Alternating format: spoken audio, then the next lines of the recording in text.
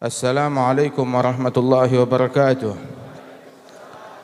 Alhamdulillah alladzi hadana li hadza wa ma kunna linahtadiya laula an hadana Allah. Allahumma shalli wa sallim ala sayyidina Muhammadin miftahi babi rahmatillah adada ma fi ilmillah salatan wa salaman daimain bidawami mulkillah wa ala alihi wa sahbihi wa mawalah ma ba'd.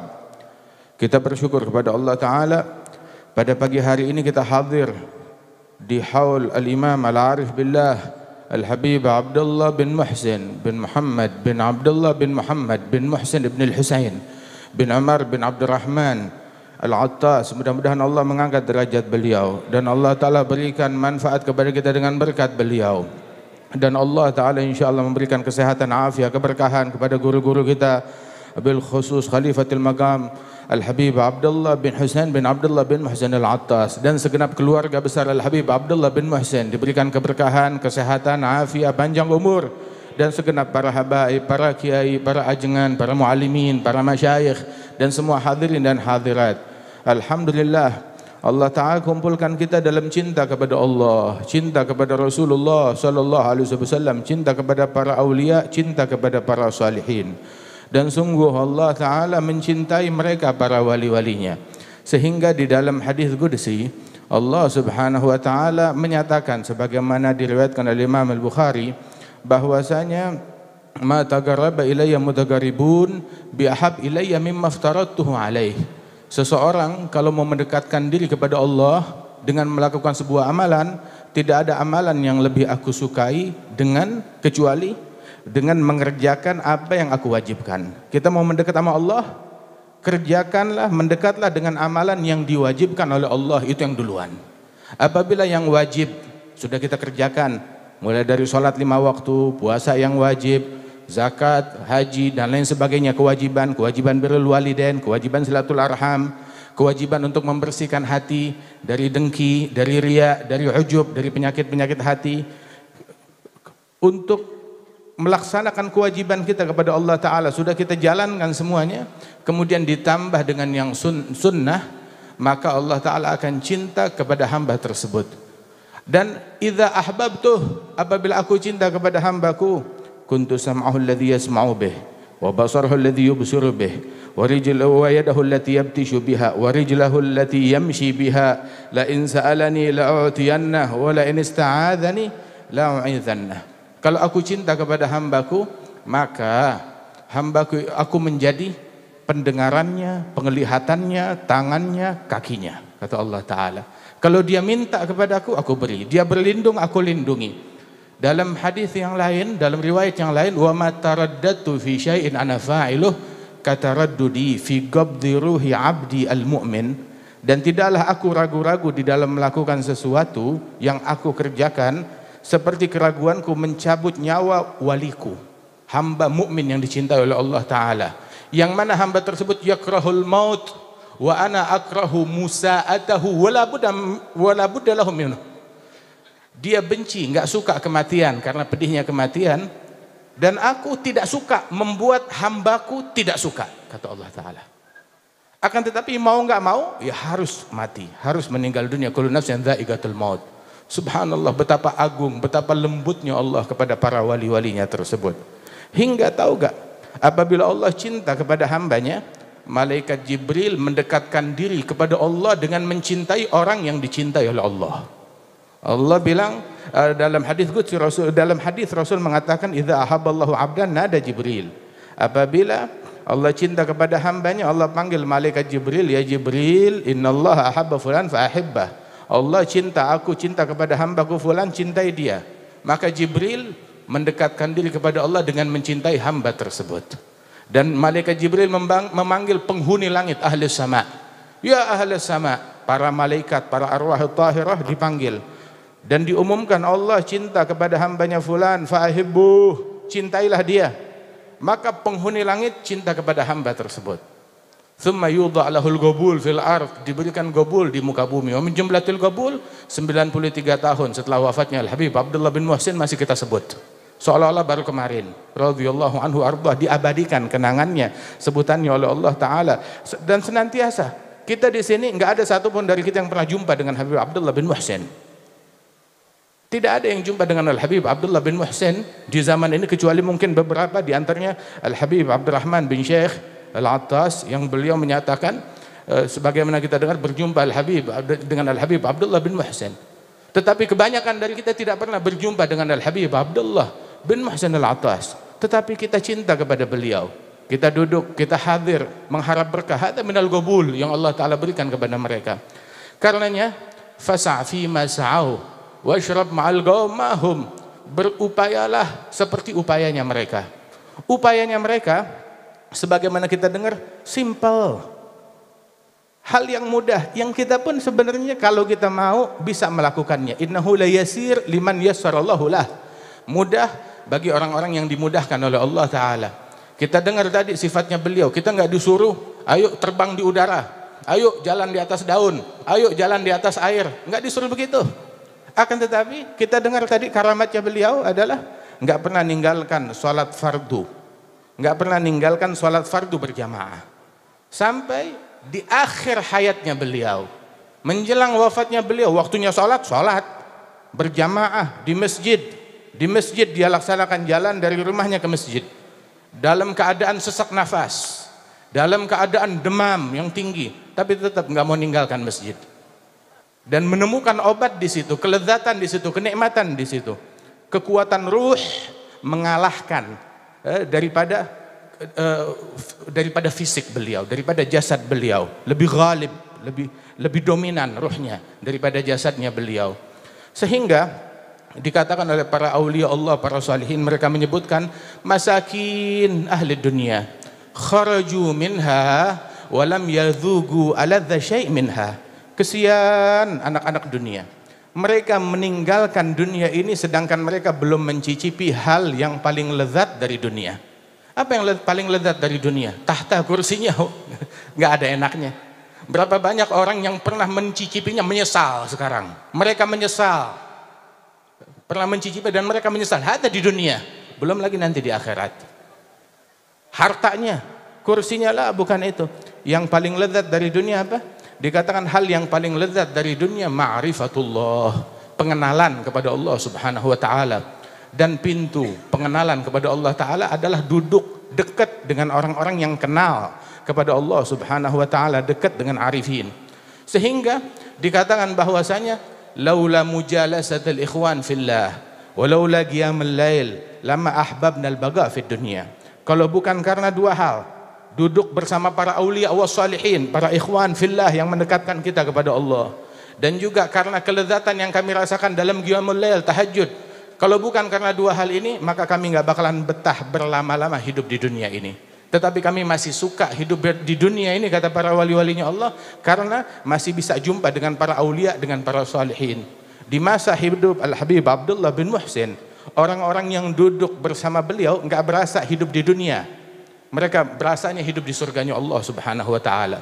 Sehingga kemanapun beliau datang, kemanapun beliau pergi, dimanapun beliau duduk, para wali-wali datang kepada beliau. Al-Jad Al-Habib Ali bin Abdurrahman Al-Habsyi datang kepada beliau. Al-Jad Al-Habib Salim bin Ahmad bin Jindan, mulai dari kecil dituntun oleh ayahnya ziarah kepada beliau dan dapat doa dari beliau. Datang kepada beliau Al-Habib Ali bin Husain Al-Attas, datang kepada beliau Al-Habib Alawi bin Muhammad bin Tahir. Hadha Al-Habib Alawi bin Muhammad bin Tahir datang dari Hadramaut, sudah menjadi ulama besar, menjadi wali besar, duduk dengan para wali-wali. Datang ke Indonesia, duduk kepada seorang waliullah, melazimkan waliullah Al-Habib Muhammad bin Idrus Al-Habsyi. Wafat Al-Habib Muhammad bin Idrus Al-Habsyi, pindah kepada Al-Habib Muhammad bin Ahmad Al-Mahdhar, melazimkan beliau. Wafat Al-Habib Muhammad bin Ahmad Al-Mahdhar, maka beliau datang kepada Al-Habib Abdullah bin Muhsin, menghabiskan umurnya duduk berhadapan ataupun dekat kepada para wali-walinya Allah, menemukan kelezatan di situ. Dan apa lezatnya kita? Ma ladzatul aish illa suhbatal fuqara. Tidak ada kelezatan dalam kehidupan kecuali mendampingi mereka, duduk bersama mereka, dan segala azab, segala kepedihan ketika engkau terhijab dari mereka, ketika engkau jauh dari mereka. Wala astalidzul aish fil bu'di anhumu wa in kana mulkul ardi fi qabdati yaddi. Aku tidak merasakan kelezatan di dalam hidup ketika aku jauh dari mereka, walaupun dunia berada di genggaman tanganku, nggak ada lezatnya, nggak ada nikmatnya, nggak ada berkahnya. Harta yang bikin kita jauh dari mereka nggak berkah. Tahta yang bikin kita jauh dari mereka nggak berkah. Dekat jauh bukan dekatnya fisik, akan tetapi dekat dan jauh itu adalah di dalam sifat kita. Jangan jauh dari sifat mereka. Tawadhu kita jangan jauh dari tawadhu mereka. Akhlak kita jangan jauh dari akhlak mereka. Istiqamah kita ngikut kepada istiqamahnya mereka. Radhiyallahu anhum wa ardhahum. Kita tahu kita lemah, istiqamahnya kita lemah. Akan tetapi walaupun tenaga kita lemah, ibaratnya kita jalan kaki, mereka naik kereta api. Tapi kalau kita jalan di rel, nggak keluar dari relnya mereka, mereka yang lagi naik kereta api, para aulia wassalihin, ngelihat kita jalan di rel, kita diangkut bersama mereka. Tapi kita jangan sesaat pun juga, sedetik pun juga menyimpang dari jalannya mereka, dalam ucapan, dalam perbuatan, dalam niat, dalam apapun juga. Mereka adalah fa'innahum qaum mahat fil bariyah kamahum. Enggak ada di alam semesta kaum yang lebih mulia daripada mereka. Fa inna maulak khassa waffar min hibatih atahum jad wa an'am alaihim birridha wajtabahum. Ya lahum qaum yarda rabbuna min ridahum. Mereka para kaum yang Allah ridha dengan ridhanya mereka, orang-orang yang dimuliakan oleh Allah jalla jalaluhu wa ta'ala azamatuh. Adapun ketahuilah, kalau kita mau ikut orang zaman sekarang, asal tahu aja orang zaman sekarang, sebesar apapun ocehan dan celotehan mereka, sebesar apapun teori yang disampaikan mereka kepada kita, ujung-ujungnya kembali kepada mangkuk kecil, tempurung yang kecil. Apa? Ama inna hadzal dahr qad dhalla ahluhu humumuhum fi ladzatil farji wal akli wa fi jam'i mal khawfa faqrin wa asbahu wa qad labisu gumsan minal jubni wal bukhli. Mau sebesar apapun penjelasannya, balik-baliknya yaitu di dalam melampiaskan mencari kepuasan perut, kepuasan kemaluan, ngumpulkan harta, ngumpulkan tahta, itu yang mereka kejar. Wa qad darajal aslaf min qabli haula wa himmatuhum nailal makarimi wal fadli. Para salaf sebelum kita, semangat mereka di dalam mencari apa yang ada di sisi Allah Subhanahu wa taala, dan demi mencapai itu semuanya rafadud dunyal gharur wa ma sa'ulaha. Mereka enggak mengejar daripada dunia yang penuh dengan tipuan ini, enggak terobsesi dengannya, dunia yang ngejar kepada mereka. Walladzi ya'ti yubadiru bil badli, yang datang mereka segera infakkan di jalan Allah Subhanahu wa taala. Fagiruhum hur wa dzulmal munfigun raja'a thawabillah fi salihis subli libasuhum taqwa simahumul haya wa qasduhum rahman fil qawli wal fi'li magaluhum sidqun wa af'aluhum huda wa asraruhum manzu'atul ghishi wal ghilli. Ucapan mereka adalah kejujuran, kesungguhan, dan perbuatan mereka adalah hidayat. Perbuatan mereka adalah hidayat. Dicari dalam perbuatan dan ucapan mereka, enggak ada satupun yang melanggar syariat, enggak ada satupun yang membuat Rasulullah bersedih, enggak ada satupun dari ucapan dan perbuatan mereka yang terjeblos dalam hal yang makruh, apalagi dalam hal yang diharamkan oleh Allah Subhanahu wa taala. Yaqul qailuhum ma fa'altu makruh wala hamamtu bi fi'il makruh. Saya enggak pernah ngerjain perbuatan yang makruh, bahkan enggak pernah terlintas dalam benak mengerjakan perbuatan yang makruh, kata mereka para wali-walinya Allah Subhanahu wa taala.